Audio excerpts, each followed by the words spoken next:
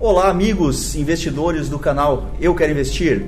Hoje, aqui na presença ilustre de André Salgado, da Adam Capital, um dos sócios fundadores. O bate-papo vai ser com ele, não perca, fique conosco. Beleza, André, tudo bem? Obrigado pelo convite, tudo bem. Acho que para iniciar a conversa seria bacana você trazer um pouquinho de quem é a Adam Capital. A Adam Capital é uma gestora independente, foi fundada em 2016. Hoje a gente já está entre uma das maiores gestoras independentes de recursos. Basicamente o que a gente faz é gestão de fundos multimercado. As filosofias de investimento são bem parecidas. Nós temos 4 produtos hoje disponíveis, 2 que estão fechados, 2 que estão abertos. Os 2 que estão fechados é o Adam Macro e o Adam Advanced. E hoje a gente tem aberto na XP o Adam Macro Strategy e o nosso fundo de previdência. Ok. Uhum. O Strategy, ele é a mesma coisa que é um espelho do outro Strategy, né?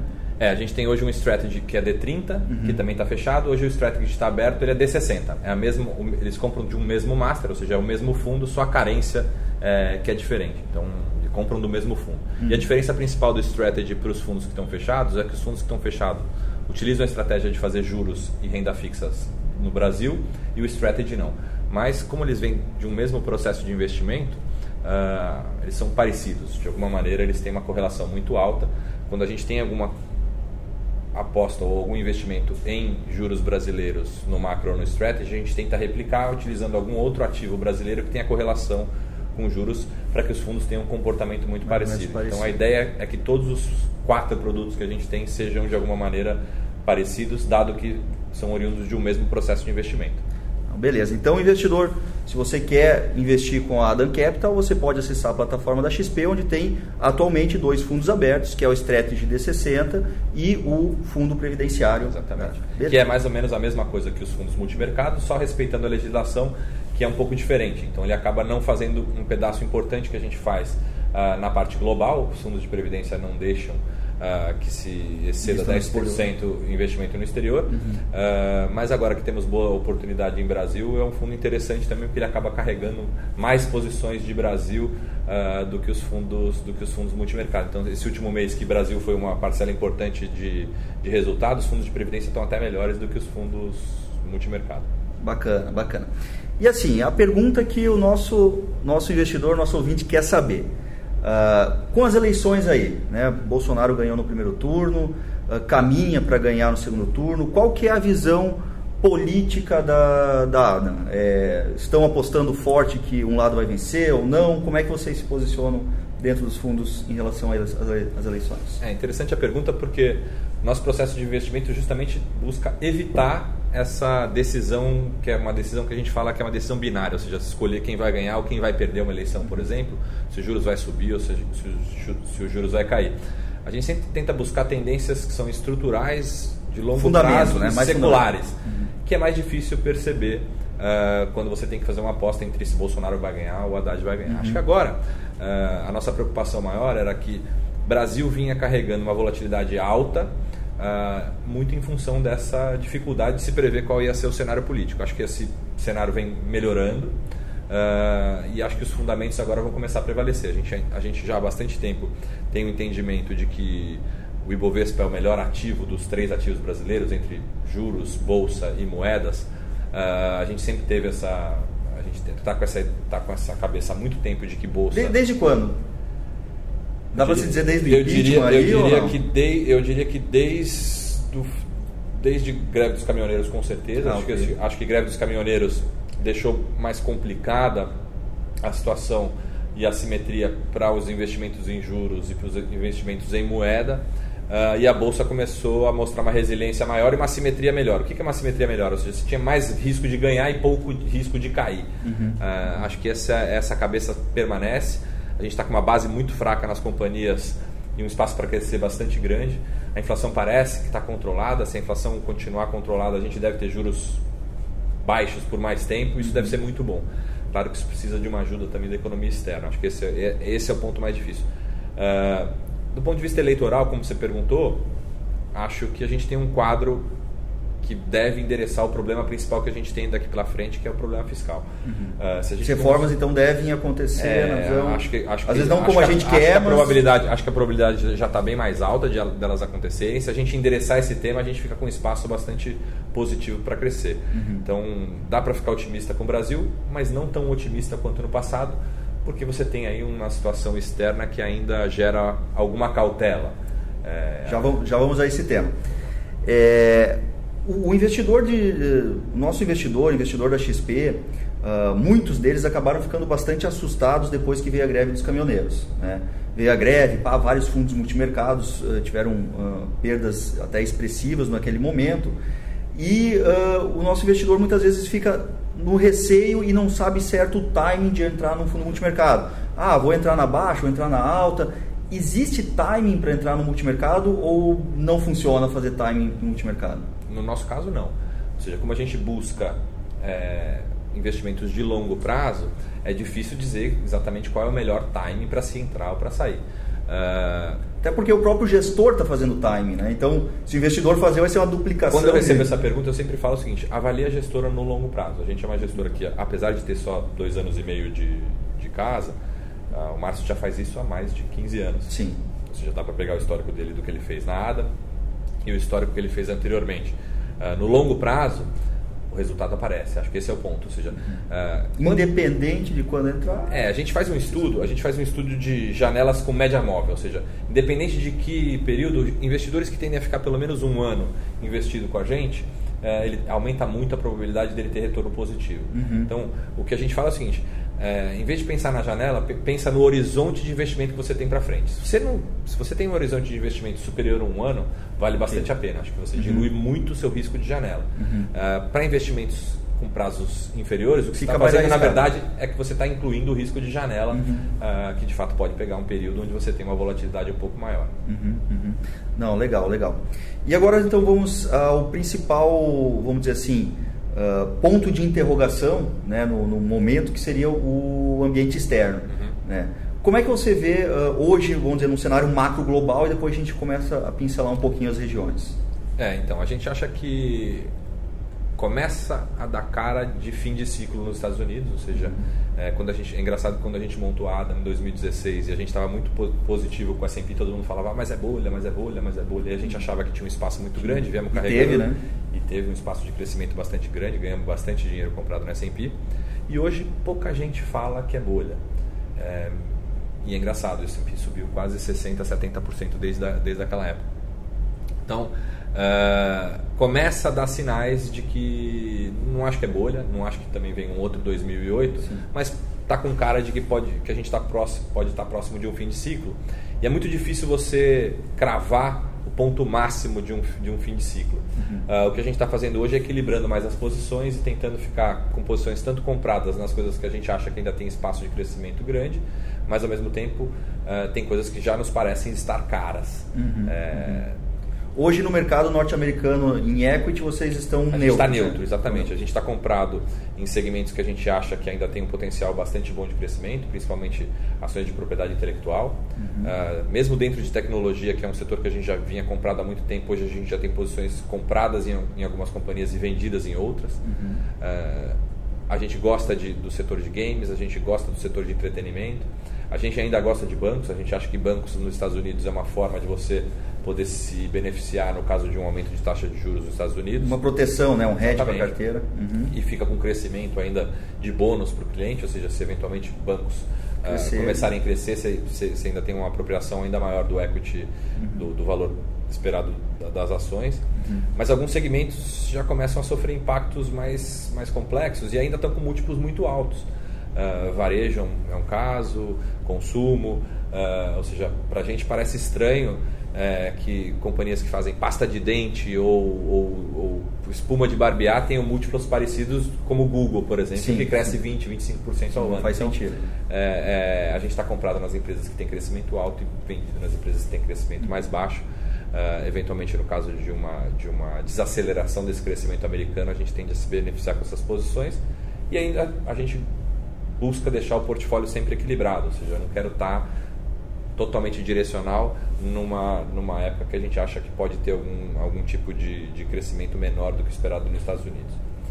Para a Europa, a gente acha que pode haver algum contágio de Turquia, pode haver algum contágio caso haja um crescimento menos acentuado em China, por exemplo. A Europa acaba sofrendo mais. Os bancos europeus estão saneados ou ainda tem problemas? A gente acha que tem risco, ou seja, não é uma questão nem só de saneamento, mas é uma questão de múltiplos altos para o risco que eles estão correndo. Sim. Se de fato a coisa da Turquia é engrossar, e a gente é um dos países que a gente não gosta, a gente acha que é uma situação ainda bastante complicada, complica para os bancos europeus, sem dúvida. A gente não está comprado nos bancos europeus, a gente está comprado nos bancos americanos. China continua sendo o motor da economia mundial? Acho que para emergentes principalmente, ou seja, por isso que a gente não está mais otimista com o Brasil, dado que a situação interna ela é boa o suficiente, mas se China crescer menos do que o esperado, vai trazer complicação para os emergentes. Acho que esse né? As commodities caem. Se commodity cair, não tem como aqui o Brasil... é reflexo imediato. Exatamente, né? Aqui é reflexo imediato. Então, a nossa preocupação hoje com o Brasil não é mais... A situação... Na verdade, nunca foi, tá? Sim. Ela tinha um ruído de curto prazo, que eram as eleições. Acho que esse ruído de curto prazo está cada vez menor. Mas, de fato, o que preocupa é a situação global, que pode trazer algum... O Brasil não está nos melhores dos emergentes para estar numa situação confortável o suficiente para se ver uma crise global sair ileso. Então, não dá para ficar com o pé tão embaixo. Certo. Voltando agora um pouquinho, voltando no Brasil. Os nossos investidores muitas vezes querem saber, aposto mais no pós-fixado, pensando, vamos dizer, num CDB, né? Não no Tesouro. Compra um pós-fixado, compra um pré, compra um IPCA+. O que você diria para esse investidor? Não vou entrar na parte do crédito, tá? Eu acho que sem considerar a qualidade do crédito, o risco do banco. Vamos dizer. Isentando a parte de crédito, a gente acha que a inflação está sob controle, o que favorece ainda um processo de juros mais baixo no médio e longo prazo. Se não vier uma crise de fora, onde a gente tem algum tipo de problema no câmbio, que é a única coisa que a gente enxerga que pode, de fato, trazer algum tipo de inflação... O crescimento econômico não está nesse cálculo? O crescimento econômico vai ajudar, não está nesse cálculo. A gente não está superestimando o crescimento, embora a gente ache que as companhias estão preparadas para crescer. Se juros permanecer baixo, por isso que depende muito do setor externo. Mas, em linhas gerais, a gente acha que tem prêmio. Tanto em toda a curva de juros, acho que em toda a curva de juros a gente acha que tem espaço para cair mais.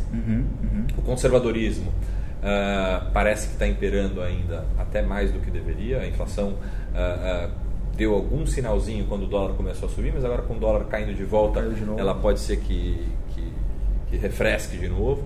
Mas o que importa para a gente é o estrutural de longo prazo. O estrutural de longo prazo parece bom. A gente acha que tem prêmio nos prés longos, principalmente. A gente acha que a estimativa de inflação do mercado ainda está um pouco maior do que a inflação que parece vir, então a gente prefere os títulos pré do que as NTNBs, que são títulos com inflação mais juros, mas do ponto de vista para o investidor pessoa física ainda parece ser uma boa aposta juros no longo prazo. Parece que os juros vão ser menores no longo prazo do que a gente está vendo agora nas curvas de renda fixa, tanto para os pré-fixados quanto para os pós-fixados, quanto para os títulos de inflação. Se fosse para fazer uma aposta entre, vamos dizer assim, pelo que eu entendi, então o pré seria a primeira aposta. A gente prefere o pré porque a gente acha que tem uma inflação implícita muito cara nas NTNBs. Mas que não vai ser tão alto, provavelmente não vai ser tão alto. Isso para a gente como gestor é fácil fazer. Para o investidor pessoa física é mais complicado. Não faz muita diferença. Para o investidor pessoa física, baixo risco de fato é a NTNB. Porque vai garantir para ele um poder de compra no futuro. Para a gente que é gestor, que a gente precisa entregar resultado agora, eventualmente faz sentido a gente fazer essa análise de se é melhor pré ou se é melhor inflação mais. Para o investidor pessoa física, NTNB longa não é um mau investimento. Poderia fazer sentido. Nesses níveis não é um mau investimento nunca. E para os próximos 2-3 anos, se fosse para fazer uma aposta entre pós e IPCA+, o que corre mais rápido, o juro ou a inflação? A gente acha que tem mais prêmio na inflação do que deveria. Portanto, a gente preferiria o pós. Mas, ainda assim, já que é para ficar com o pós, eu prefiro o pré. Sim, né? Então, entendi. Não acho que você vai ter uma simetria tão boa simplesmente comprando DI. A gente não pode ficar comprando só DI, porque se eu ficar comprando só DI, eu vou dar 100 DI menos 2%, que é a taxa de administração. Sim. Então eu preciso tomar mais risco do que isso. Para o investidor convencional, também acho que não é uma boa escolha. Acho que é melhor ele comprar uma NTNB longa e tentar buscar algum tipo de... ou pegar um pedaço da parcela de risco e comprar bolsa, ou comprar alguma coisa que vai trazer mais alfa para o portfólio. Agora, já que você falou de bolsa, existe algum setor no Brasil que a Adam está apostando mais, outros menos? Como é que está o... A gente hoje está numa posição que ela é basicamente o Bovespa como um todo, mas a gente já gosta de algumas coisas mais do que outras. Bancos é algo que a gente gosta há muito tempo. Se você pegar Itaú e Bradesco, banco no Brasil, longo prazo, são ativos que de fato ganham não só da Bolsa, mas ganham do CDI no longo prazo. Sim. Isso não é uma normalidade. Só que agora a gente acha que com juros baixos estruturais, pode ser que a Bolsa vire um bom ativo de fato. Se você pegar os últimos 15 anos, a Bolsa desafia um pouco a teoria de alocação eficiente de capital. Você toma mais risco para não necessariamente ter mais retorno. Agora, esses últimos 10 anos foram muito ruins para a Bolsa. Né? Não, mas pode pegar mais para trás que isso vale também. Porque juros sempre foram muito... a desculpa convencional é porque juros foram tão altos aqui que é difícil você bater os juros tão altos. Com juros baixos, pode ser que essa dinâmica mude e a gente acredita que vai mudar finalmente. Por isso que a gente gosta do ativo bolsa. Gostamos de bancos. A gente acha que, obviamente, essa dinâmica de um governo mais reformista, de um governo mais liberal do ponto de vista de diminuição do tamanho do Estado, vai favorecer também Petrobras, vai favorecer Banco do Brasil. As estatais como todos parecem ser bons investimentos. Por isso que no final das contas acaba não fazendo muita diferença. O Ibovespa acaba contemplando bem essa dinâmica. Hoje a gente está com quase 80% dos nossos investimentos em ações no próprio Ibovespa. Eu ganho liquidez sem perder muito a divisão que eu gosto mais. Mas a gente ainda assim tem ações individuais. Eu tenho hoje small caps alguma? Não, small cap a gente não faz. A gente sempre trabalha com ações líquidas e ela tem que representar bem, nem tanto pelo tamanho, porque ela tem que representar uma tese macro. A gente faz análise top-down, ou seja, a gente olha a tendência secular. Se aquela ação representar essa tendência secular, a gente investe, mas eu preciso que ela seja líquida. Então, basicamente, o nosso universo de investimento de ações brasileiras são basicamente 5 ações: Petrobras, Vale, Bradesco, Itaú e Ambev. É basicamente isso que a gente poderia escolher. Então, ou seja, eu preciso estar nas super líquidas caso a gente vá investir numa ação individual. Bacana. E agora, mais para finalizar, existe alguma outra classe de ativo, tipo fundo imobiliário, alguma coisa que ainda possa chamar a atenção da Adam? Ou... Não, a gente não faz, a gente só opera mercados líquidos. Então, basicamente, o que a gente faz é listado em bolsa. A parte de derivativos, 95% das vezes a gente faz via futuros. Então, a gente sempre tenta trabalhar com ativos líquidos e estruturais. Então, a gente faz a parte de moedas, tanto local quanto offshore. A parte de bolsas locais, via índice aqui no Brasil, mais essas 5 ações que a gente falou. Lá fora a gente tem um universo muito mais rico de investimento em ações individuais, porque eu tenho uma série de empresas que tem o nível de liquidez que a gente poderia escolher. Então, lá fora a gente trabalha tanto com índices quanto com ações individuais. E nas moedas, as moedas dos países que a gente costuma cobrir, que basicamente são os desenvolvidos, Estados Unidos, Japão e Europa, e correlacionados com o Brasil de alguma natureza, produtora de commodity ou mercados emergentes que tem alguma correlação com o Brasil. Eu ia finalizar, mas agora eu fiquei curioso. Como é que é a estrutura física de vocês para conseguir abranger tantos mercados? É tudo do Brasil ou tem... Não, nossa equipe está inteira aqui no Brasil. A gente hoje tem uma empresa com 26 pessoas, dessas 26, 14 estão na área de gestão. A gente tem pouca gente, mas gente muito sênior. Então a ideia é ter gente que tem uma experiência bastante grande, mas que entenda o processo de investimento da Adam, que é buscar tendências estruturais de longo prazo. O portfólio lá é centralizado, ou seja, para colocar risco dentro do fundo tem que convencer o Márcio. O Márcio é o gestor principal do fundo e ele segue centralizando as posições. Mas esse processo de decisão de investimento ele vem colaborado por uma série de gestores. Então hoje a gente tem dentro dessas 14 pessoas uma célula dedicada para portfólio management mesmo, ou seja, para administração do portfólio, comprar e vender as ações, para equilibrar os portfólios, para distribuir as ideias entre os diversos fundos. A gente tem uma outra célula, que é uma célula de economia, que vai estudar os países, vai estudar dados brutos desses países. E a gente tem uma outra célula de ações e de commodities. para entender as companhias, os setores e eventualmente os índices. E aí todos esses trabalham juntos num comitê que a gente faz semanalmente para apresentação de ideias e convencimento do Márcio de qual ideia que deve ser aportada no portfólio. Ele acaba dando o canetaço final. A decisão final passa sempre por ele, mas não necessariamente a ideia foi originada por ele, ou seja, passa por um processo de convencimento dele inevitavelmente, mas com duas coisas na cabeça. A ideia não basta ter que gerar retorno no longo prazo, ela tem que equilibrar o portfólio. Então a gente sempre tem esses dois, de risco. A gente tem sempre esses dois componentes para colocar ideias que vão gerar retorno no longo prazo, mas ao mesmo tempo ideias que equilibrem o portfólio também são bem-vindas. Bacana, faz sentido. Então, para você investidor que quer investir junto com a Adam Capital, você pode entrar em contato com o seu assessor do Eu Quero Investir, que ele vai lhe orientar e lhe mostrar os melhores fundos e as melhores opções dentro da gestora Adam Capital. Beleza? É isso. Obrigado a vocês. Mais uma vez. Obrigado a vocês. Valeu. Se vocês precisarem, estamos à disposição. Valeu. Obrigado. Até mais, pessoal. Tchau, tchau.